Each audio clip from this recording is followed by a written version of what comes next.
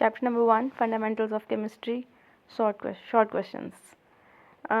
ये short questions आपके winter vacation में जो आपको दिए गए हैं ये वही वाले शॉर्ट क्वेश्चंस हैं. And revising the chapter with the help of these short questions means कि हम इसको अच्छी तरीके से कर लें, बिकॉज दीज शॉर्ट क्वेश्चंस जो पास्ट पेपर्स हैं वहाँ से मैंने इनको लिया है और ये बहुत ज़्यादा आए हुए हैं, फ्रीक्वेंसी के बहुत ज़्यादा आए हुए हैं. इसको आपने अच्छे तरीके से कर लेना है और ये बहुत इंपॉर्टेंट है शॉर्ट क्वेश्चंस. और इस तरह से देने का मतलब यही है कि आपके नोट्स बन जाए अच्छे तरीके से और आपको पता हो कि आपने कहाँ से याद करना है and how to present the paper. Yes, of course. So let's start. This is question number 1, which is define cation and with example. Now you have to define cation. Example, what is cation? Cation एक ऐसी species है जिसमें जो कि positive charge carry करती है. Like let's suppose हमारे पास एक एटम है, वो एटम अपने आउटर मोस्ट शेल के अंदर से एक इलेक्ट्रॉन को लूज़ कर देता है. जब वो लूज़ करेगा एक इलेक्ट्रॉन तो उसके ऊपर पॉजिटिव चार्ज आ जाएगा. अब ये स्पीशी कैटाइन बन चुकी है. एक ऐसा एटम जिसने अपने आउटर मोस्ट शेल के अंदर से एक इलेक्ट्रॉन को लूज़ किया और उसके ऊपर पॉजिटिव चार्ज आ गया, उसको बोलते हैं कैटाइन है ये. फॉर एग्जांपल हाइड्रोजन है. हाइड्रोजन के आउटर मोस्ट शेल के अंदर एक इलेक्ट्रॉन होता है, वो उस इलेक्ट्रॉन को लूज़ कर देता है तो उसके ऊपर पॉजिटिव चार्ज आ जाएगा और उसको हम बोलेंगे वो कैटाइन है. तो ये आपको पता चल जाएगा कि फॉर्मेशन कैसे हुई है कैटाइन की और क्या होता है cation. An atom or group of atom having positive charge is called cation and the cations are formed when atom loses electron from their outer most shell. जब अपने आउटर मोस्ट शेल के अंदर से इलेक्ट्रॉन को loose करते हैं तो cation की फॉर्मेशन होती है. सिमिलरली सोडियम की एग्जांपल है. सोडियम भी अपना एक इलेक्ट्रॉन को लूज़ करता है और उसके कैटाइन बन जाता है. सिमिलरली कैल्शियम है. कैल्शियम 2 इलेक्ट्रॉन्स को लूज़ करेगा और उसके ऊपर क्या आ जाएगा, 2 पॉजिटिव आएगा. यहाँ पे 2 ई कर लें आप लोग. 2 इलेक्ट्रॉन्स हैं यहाँ पर, तो 2 इलेक्ट्रॉन उसने लूज़ किया तो उसके ऊपर Ca2 पॉजिटिव चार्ज आ जाएगा और ये क्या है, कैल्शियम का कैटाइन बन जाएगा. ना व्हाट इज़ एनाइन? एनाइन वो स्पीशी है कि जो किसी भी इलेक्ट्रॉन को गेन करती है.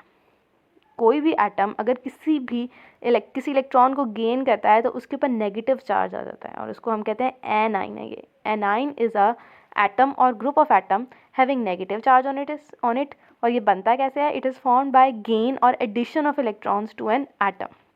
फॉर एग्जांपल क्लोरीन है, एक इलेक्ट्रॉन गेन किया, Cl के ऊपर नेगेटिव चार्ज आ जाएगा. एक -1 भी कह सकते हैं, हाली नेगेटिव भी कह सकते हैं. तो ये क्लोराइड आइन है. ऑक्सीजन के ऊपर, ऑक्सीजन ने 2 इलेक्ट्रॉन्स गेन किए, उसके ऊपर -2 चार्ज आ गया, ऑक्साइड आइन बन गया. क्या this is anion and cation. This is very important short question with reference to the board examination. तो coming to the next question, what is empirical formula and molecular formula. अगर आपको board में इस तरह का क्वेश्चन आता है define empirical formula और मॉलिक्यूलर फार्मूला, तो इसकी बेहतर प्रेजेंटेशन ये है कि आप मिडिल में लाइन लगाओ और एक तरफ आप लिखो एम्पिरिकल फार्मूला और एक तरफ लिखो molecular formula. And yes, without giving examples. इस अगर आपने एग्जाम्पल नहीं दी तो आपको सिर्फ 1 मार्क ही मिलेगा. इफ़ यू वांट 2 मार्क्स तो आपको इसके साथ इसकी एग्जाम्पल भी लिखनी पड़ेगी. Now let's start. What is empirical formula?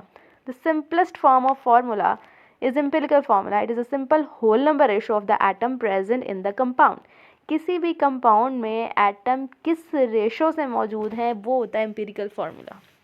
और अगर आप ये बता दो कि किसी भी कंपाउंड के अंदर कौन कौन से एटम्स हैं और कितने कितने एटम्स हैं, वो होता है molecular formula. For example hydrogen पर है, इसका एम्पिरिकल फार्मूला है HO. वैसे इसका फार्मूला होता है H2O2 जिसको हम बोलते हैं मॉलिक्यूलर फार्मूला. और मॉलिक्यूलर फार्मूला रिप्रेजेंट करता है exact number of atoms present in a compound.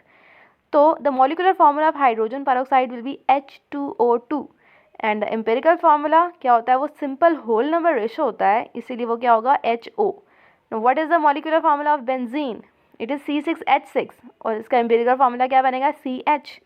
Now glucose, what is the molecular formula of glucose? This is C6H12O6 और इसका empirical formula जो whole number ratio में हमें मिलेगा वो होगा CH2O. Now what is molecular formula? Molecular formula shows actual number of atoms of each element present in a molecule of that compound.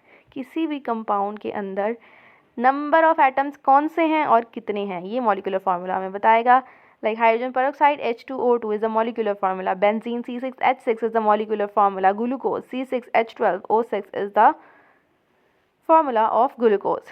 Now next question is branches of chemistry. Chemistry is divided into following main branches: physical chemistry, inorganic chemistry, nuclear chemistry, environmental chemistry, organic biochemistry, industrial, analytical. These are all the branches of chemistry and you have to define them.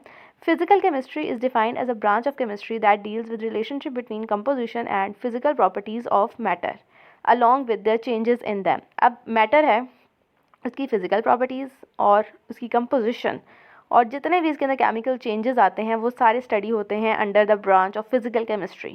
What is organic chemistry? Organic chemistry is a branch of chemistry which deals with the study of covalent compounds of carbon and hydrogen and their derivatives. And you know that covalent compounds of carbon hydrogen are hydrocarbons and their derivatives, और उससे बनने वाले जो दूसरे compounds हैं उन सब की स्टडी होती है ऑर्गेनिक केमिस्ट्री के अंदर. Now the next is inorganic chemistry. It's a branch of chemistry which deals with the study of all the compounds of element except compounds of hydrogen and carbon and their derivatives. Carbon और hydrogen के अलावा बाकी जितने भी compounds हैं वो और उनके डेरिवेटिव्स स्टडी किए जाते हैं इनऑर्गेनिक केमिस्ट्री के अंदर. Now what is biochemistry? It's a branch of chemistry that deals with the study of structure, composition and chemical reaction of the substances found in living organism. अब देखो नाम से पता चल रहा है बायो, लाइफ. अब लाइफ के अंदर यानी कि लिविंग ऑर्गेनिजम्स के अंदर होने वाले सभी केमिकल रिएक्शंस जो होते हैं वो स्टडी किए जाते हैं under the branch of biochemistry. What is industrial chemistry? It's a branch of chemistry that deals with manufacturing of chemical compounds on commercial scale is called industrial chemistry. Industrial level पे, commercial level पे जितने भी chemical reactions होते हैं उनको हम बोलते हैं इंडस्ट्रियल केमिस्ट्री के अंदर वो स्टडी किए जाते हैं. So in this way you will define all the branches of chemistry. Next is nuclear chemistry. It's a branch of chemistry that deals with radioactivity, nuclear processes and properties. अब जैसे fission reaction है, fusion reaction है, formation of hydrogen bomb है, all these are related to nuclear chemistry and the reactions taking place in these processes belongs to the nuclear chemistry and are studied under the branch of nuclear chemistry. Now, what is environmental chemistry? It's a branch of chemistry in which we study about the components of environment and the effect on human activities on environment. Now, the relationship between environment and human being is studied under the environmental chemistry. Now, what is analytical chemistry? It's a branch of chemistry that deals with separation and analysis of a sample to identify the component. You want to know what are the components of this sample? What is this sample? So, all these things you will be able to know under the branch of analytical chemistry. Now, coming to the next question, this is Avogadro number and mole. You have to define Avogadro number and mole. Avogadro number क्या होता है और mole क्या होता है? अब let's suppose हम देख लेते हैं कि आप लोग देखते हो कि डेली लाइफ में हम कहते हैं 1 डजन एग्स. तो हम कहते हैं ना 1 डजन एग्स. तो क्या मतलब है? इसका मतलब है कि जी 12 एग्स हैं. तो 1 डजन क्या है? 1 डजन है मोल. जैसे कि एटम और केमिस्ट्री के अंदर अगर हम देखते हैं एटम्स को तो हम कहते हैं कि 1 मोल ऑफ एटम है. जब हम 1 मोल कहते हैं तो इसका मतलब है कि इसका स्मॉलर यूनिट क्या है? इसका एवोगैड्रो नंबर. मोल के अंदर कितने पार्टिकल्स हैं? मोल के अंदर होते हैं एवोगैड्रो नंबर ऑफ पार्टिकल्स. सो जैसे कि 1 डजन एग्स को मैं कहती हूँ कि वो 12 एग्स हैं, उसी तरह से 1 मोल ऑफ एटम को मैं कहती हूँ कि it contains 6.022 into 10 power 23 particles. तो ये जो पार्टिकल्स हैं ये एवोगैड्रो नंबर है. लाइक एवोगैड्रो नंबर्स को हम रिप्रेजेंट करते हैं Na के साथ. It's a collection of 6.02 into 10 power 23 particles. It is represented by Na. Hence 6.02 into 10 power 23 number of atoms, molecules or formula unit is called as Avogadro number. That is equal to 1 mole of the respective substance.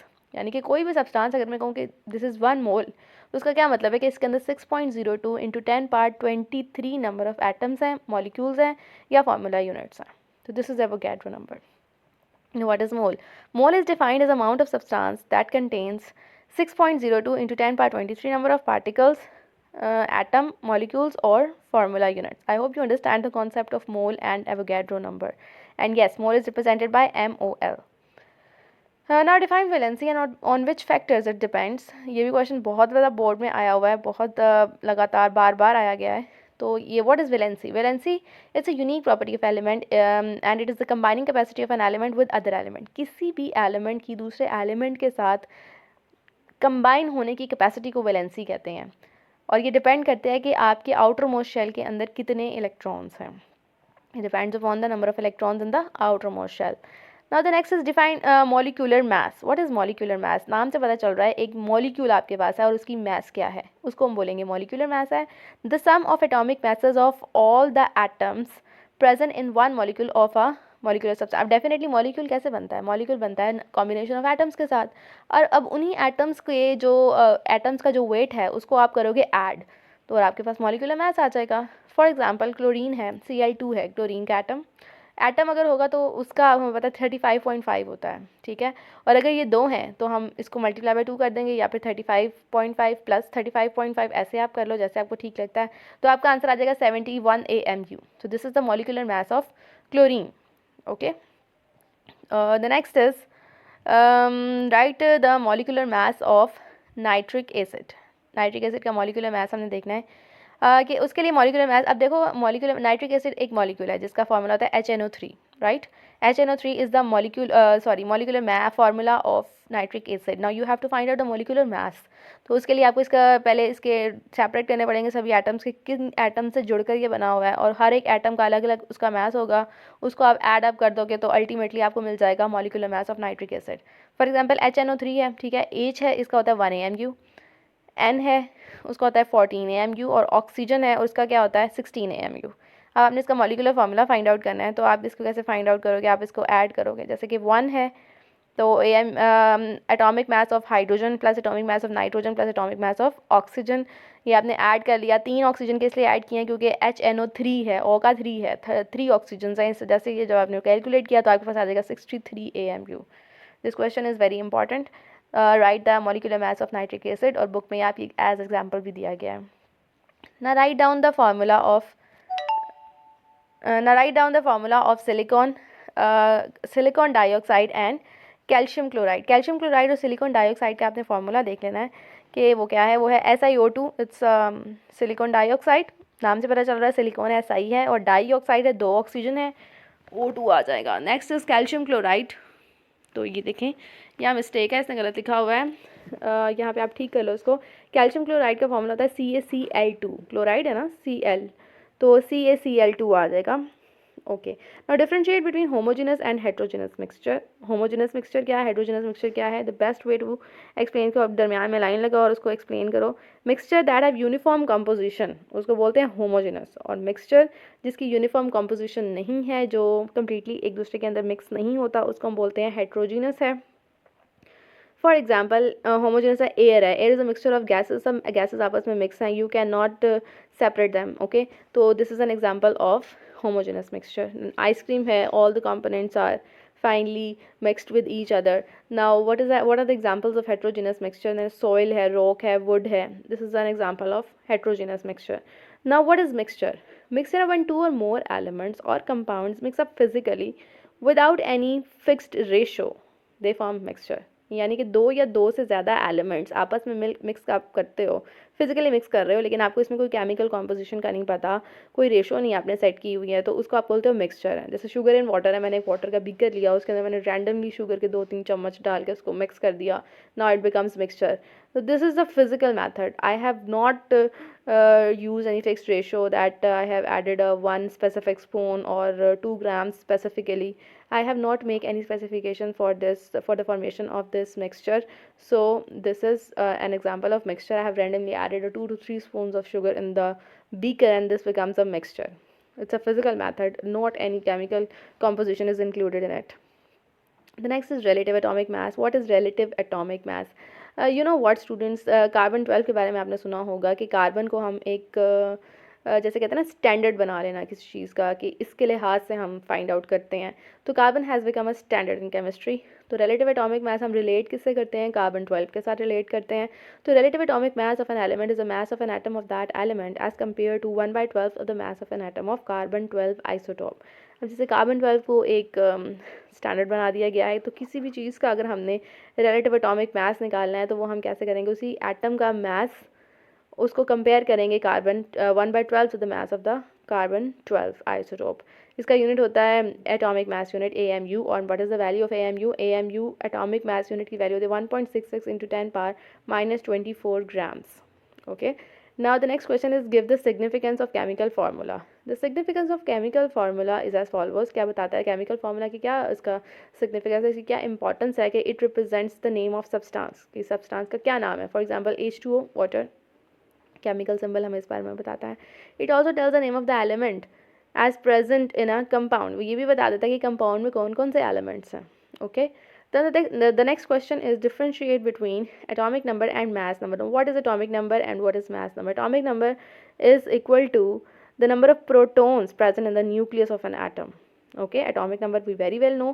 Atomic number क्या होता है कि nucleus के अंदर जितने protons होते हैं उसको हम बोलते हैं कि atomic number है और वो रिप्रेजेंट करता है Z से. और what is mass number? The mass number is the sum of the number of protons and neutrons in an atom. और एक एटम में नंबर ऑफ प्रोटॉन और न्यूट्रॉन कितने हैं उसको हम बोलते हैं कि वो मास नंबर है और उसको रिप्रेजेंट करते हैं A के साथ. Now the next is define chemical formula. Compounds are represented by chemical formula while elements are represented by symbols. Okay. और ये हम कह सकते हैं कि उन्हीं सिम्बल्स को जोड़कर कंपाउंड्स बन जाते हैं. Chemical formula of water is H2O. अब H2O इज़ अ कंपाउंड. और अगर सेपरेट देखेंगे हाइड्रोजन को देखेंगे तो हाइड्रोजन H सिंबल है उसका, ऑक्सीजन देखेंगे तो उसका O सिंबल है, तो एलिमेंट का सिंबल है वो. What is element? It is a substance made up of same type of atom having same atomic number and can not be separated by ordinary means. क्या होता है एलिमेंट्स क्या होते हैं कि उनको आप सेपरेट नहीं कर सकते. जैसे हाइड्रोजन है, you can not separate hydrogen because it's an element all in all itself. Chlorine Cl है, आर्गोन है, it's a noble gas Ar. The next is significance of symbol of element. What are the significance of symbols? क्या फ़ायदे हैं इनके? Elements are represented by symbols. It is one letter. If it is one letter, it will be capital H for hydrogen, and if it is two letter, only first letter will be capital as calcium Ca. ये कुछ हैं specifications इसके आपने याद कर लेनी है. Now write the chemical formula of caustic and washing soda. Caustic soda और washing soda. Caustic soda का एक और नाम है, इसे हम बोलते हैं सोडियम हाइड्रोक्साइड. इसका फॉर्मूला होता है NaOH. और सोडियम कार्बोनेट का वॉशिंग सोडा, इसका फॉर्मूला है Na2CO3.10H2O. अब ये Na जो है ये सोडियम का नाम होता है. Although this is not SO. और कुछ केमिस्ट्री के जो एलिमेंट्स हैं, कुछ ऐसे एलिमेंट्स हैं जिनका नाम उनका लैटिन या ग्रीक कोई और वर्ड है उनका उससे लिया गया, पहला नाम लिया गया है. इसका लिया गया Na. ये कोई और, ये किसका इंग्लिश नेम नहीं है, ये कोई लैटिन होगा या ग्रीक नेम है इसका. Okay. Now which compound doesn't exist in independent form? Ionic compound do not exist in independent form. Okay. The next is write chemical formula of ammonia and sugar. Ammonia का chemical formula होता है NH3 and sugar होता है C12H22O11. Now which gases are present in air and name them? Air is a mixture of unique gases. Some of them are as follows like nitrogen है, oxygen है, carbon dioxide है, noble gases, water vapors. These are all the gases which are present in air. Now the last question is write empirical formula of benzene and hydrogen peroxide. Very easy question. Hydrogen peroxide, you know that the molecular formula of hydrogen peroxide is H2O2, and if you want to write the empirical formula, you have to find out a simple whole number ratio, and that is HO. Now coming to benzene, the molecular formula of benzene is C6H6, and if you want to find out the empirical formula, you have to find out the whole number ratio, and that is CH. So this was all about the short questions of chapter number 1. And they are given in your winter home task as well. आप लोगों ने इसके notes बना लेने हैं अपने register पे, आप इसको इसी तरह से प्रेजेंट करोगे. This should be these are the important questions regarding board examination. और चैप्टर नंबर 1 के लिए आप ये सारे शॉर्ट क्वेश्चंस याद कर लो, ये बोर्ड में बहुत ज़्यादा आए हुए हैं. This will surely help you in the preparation of your board examination. ये आपके पास पेयरिंग स्कीम है कि कौन से चैप्टर में से क्या चीज़ आएगी. सबसे पहले MCQs हैं. यू नो दैट 12 MCQs आने हैं. चैप्टर नंबर 1 से एक MCQs आएगा, चैप्टर नंबर 2 से भी एक MCQs आएगा, चैप्टर नंबर 3 से 2 MCQs आएंगे, चैप्टर नंबर 4 से भी 2 MCQs हैं, चैप्टर नंबर 5 से 1 MCQs है, चैप्टर नंबर 6 से 2 हैं, फिर 7 से 2 हैं, फिर 8 से 1 है. ये 12 MCQs आपके इस तरह से होंगे कि किस चैप्टर से कितने कितने आ रहे हैं. ठीक है. क्वेश्चन नंबर 2 है जो which consist of 8 short question, और उसमें से आपने 5 अटैम्प्ट करने हैं.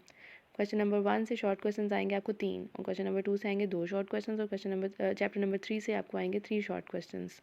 तो इस तरह से आप अपनी प्रिपरेशन कर लोगे कि आपको पता होगा कि कौन से चैप्टर से कितना मटेरियल आ रहा है, किसको आपने ज़्यादा फोकस करना है, किस चैप्टर पे आपने ज़्यादा मेहनत करनी है, तैयारी करनी है. चैप्टर नंबर 1 से आ रहे हैं 3 शॉर्ट क्वेश्चंस, 2 से आएंगे 2 शॉर्ट क्वेश्चंस, 3 से आ रहे हैं 3. चैप्टर नंबर 4 से आ रहेंगे 3 शॉर्ट क्वेश्चंस, चैप्टर नंबर 5 से 2 शॉर्ट क्वेश्चंस हैं, 6 से फिर 3 शॉर्ट क्वेश्चंस हैं. क्वेश्चन नंबर 4 के अंदर 7 और 8 चैप्टर है, और 7 और 8 में से फिर दोनों से ही 4 4 आते हैं. सिमिलरली लॉन्ग क्वेश्चन है. चैप्टर नंबर 5 का जो A पार्ट है क्वेश्चन नंबर 5 का ए पार्ट आएगा चैप्टर नंबर 1 से और बी पार्ट आ रहा है चैप्टर नंबर 2 से। क्वेश्चन नंबर 6 है चैप्टर नंबर 4 से आएगा और 5 से ए बी पार्ट है उसके, और चैप्टर नंबर 7 से ए पार्ट जो होगा वो 6 से आ रहा है और बी पार्ट किससे आ रहा है 7 से। तो this is a scheme of board examination और लॉन्ग क्वेश्चन आपने अटैम्प्ट करने हैं 2-3 में से, एंड ईच पार्ट ए जो होगा वो कैरी करेगा 5 मार्क्स और जो बी पार्ट होगा उसको कंसिस्ट करेगा 4 मार्क्स का। So this is the pairing scheme of board examination of chemistry. Okay students, this is a sample of chemistry board paper. ये एक्चुअली 10th क्लास का है लेकिन it is exactly similar to the 9th class. जो pattern ये आपके सामने है यही 9th क्लास का पैटर्न होगा। Question number 1 would be of MCQs।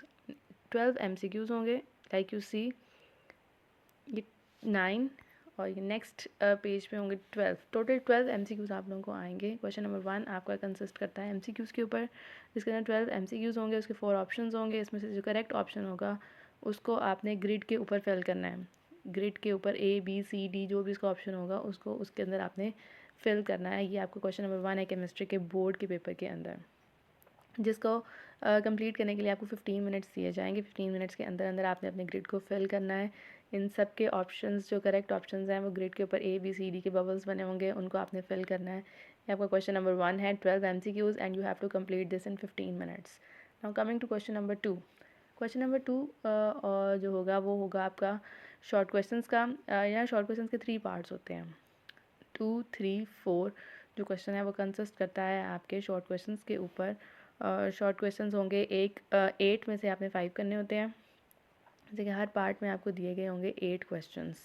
उन 8 के अंदर से आपने 5 अटैम्प्ट करने हैं। जो आपको अच्छे तरीके से आते हैं वो आपने अटैम्प्ट करने हैं और बाकी को आपने नहीं करना। और कोशिश करनी है कि जो आपको अच्छे वाले आते हैं वो आप पहले अटैम्प्ट करो by giving headings examples. Make sure अगर आपको डेफिनेशन भी आई हुई है उसने क्वेश्चन में मेंशन किया है या नहीं भी किया, लेकिन फिर भी आपने डेफिनेशन के साथ एग्जांपल ज़रूर लिखनी है। जैसे question number 2, they are 8 questions and you have to attempt 5 out of 8। Question number 3 again आपके पास 8 क्वेश्चंस हैं, शॉर्ट 8 क्वेश्चंस हैं, उसमें से आपने 5 फिल करने हैं। और क्वेश्चन नंबर 4 में फिर से आपके पास 8 शॉर्ट क्वेश्चंस हैं और उसमें से आपने 5 फिल करने हैं। एंड मेक श्योर डेफिनेशन भी अगर आती है तो उसके साथ आपने एग्जांपल ज़रूर लिखनी है। व्हाट इज़ का क्वेश्चन अगर आता है तो फिर भी आपने एग्जांपल देनी है। डिफरेंस आएगा तो आपने दरमियान में लाइन लगाकर डिफरेंस लिखना है और इस तरह से आपने पेपर को परफॉर्म करना है। तो और इसको कंप्लीट करने के लिए आपके पास होंगे 1 आवर और 45 मिनट्स, और जो 15 मिनट्स के MCQs हैं और 1 आवर 45 मिनट्स के आपका ये जो है सब्जेक्टिव पेपर होगा, जिसके अंदर आपने शॉर्ट क्वेश्चन अटैम्प्ट करने हैं, जिसके 3 पार्ट्स हैं और तीनों पार्ट्स के अंदर 8 शॉर्ट क्वेश्चन हैं। उसमें से आपने 8 के अंदर से आपने 5 फिल करने हैं। और इसके साथ आ जाता है लॉन्ग क्वेश्चंस। लॉन्ग क्वेश्चंस आपको आएंगे 3 और तीनों के होंगे AB पार्ट्स, और उसमें से आपने अटैम्प्ट करने हैं कोई से भी 2। कोई से भी 2 ऐसे होंगे कि जैसे कि क्वेश्चन नंबर 5, 6 और 7 है। 2 वो होंगे कि ये 5, 6 कर लो, 5, 7 कर लो या 6, 7 कर लो। इट्स नॉट लाइक क्या 5 का A पार्ट कर लो, 6 का B पार्ट कर लो और एज्यूम करो कि जी मेरा एक क्वेश्चन हो गया। No, this is wrong. अगर आपने एक क्वेश्चन अटैम्प्ट करना है तो आपको उसके दोनों पार्ट्स करने पड़ेंगे, और अगर आप उसके दोनों पार्ट्स अटैम्प्ट करते हो तो फिर ही आपका वो क्वेश्चन काउंट होगा, अदरवाइज़ वो क्वेश्चन काउंट नहीं होगा। तो लॉन्ग क्वेश्चन, 3 लॉन्ग क्वेश्चन आपके पास आते हैं, उन तीनों के अंदर से आपने कोई से भी 2 अटैम्प्ट करने हैं। अगर 5 करना है तो AB पार्ट उसका करोगे तो फिर ही पूरा 5 कंसिडर होगा, अदरवाइज़ नहीं होगा। इसी तरह से अगर आपने 6 परफॉर्म करना है तो जब तक आप 6 परफॉर्म नहीं करोगे, AB पार्ट उसके दोनों परफॉर्म नहीं करोगे तो फिर नहीं होगा।